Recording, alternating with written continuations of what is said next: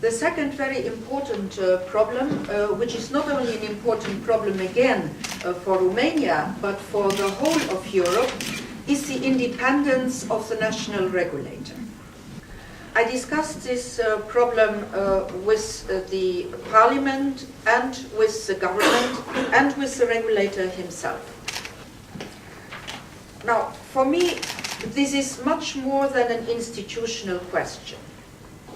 It is a guarantee for the equilibrium between the institutions, for legal certainty, and for a fair application of the telecom regulation. In a fair way and in competition, in fair competition between all the market players, and in a right treatment and taking into consideration of the consumer necessities.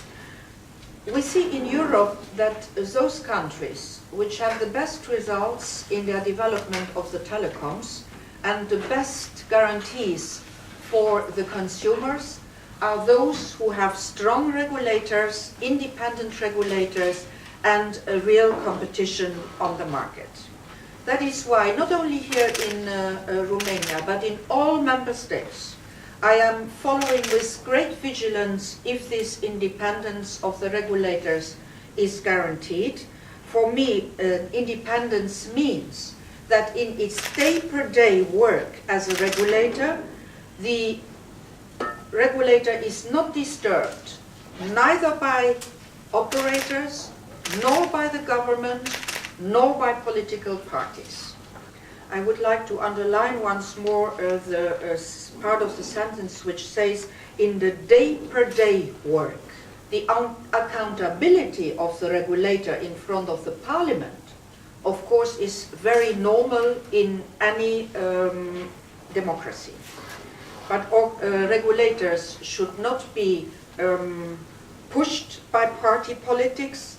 They should have a fixed term of office, and they should be capable to be dismissed only if they have a serious misconduct which has to be precisely and objectively defined. And I take this very seriously in all member states. I brought my own member state, Luxembourg, in front of the court because I was not happy with the independence of the regulator. So I'm not joking here. That is a very serious matter in our democratic setup of the European Union.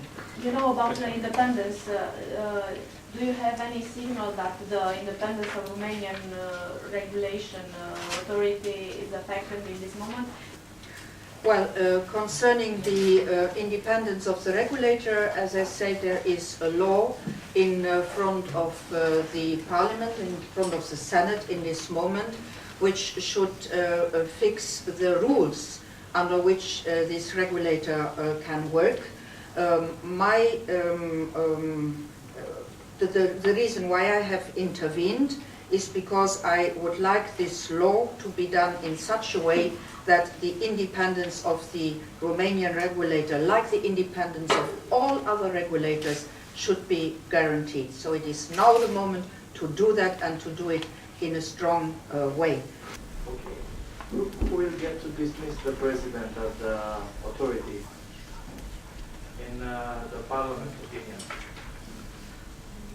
Who is going to be the president? But you have No. Who will get to dismiss the president in the new formula, to fire the president? I do not. The national regulatory authority. Yes. I do not yet know all the details which will come out of the parliamentary discussion, but the nomination of the regulatory body should be done, if I understand well, by the parliament, and then the dismissal, logically speaking, should also be done by the parliament, but only on very objective reasons fixed in the law and for real misconduct So not for any vague reasons where the party political pressure then on the day-per-day work of the regulator could become very important. That would not then be an independent regulator. But Because that happened in Romania already. But the overview of the parliament in these cases, under very strict rules, protecting the independence of the regulator, that in democracies is normal. Right.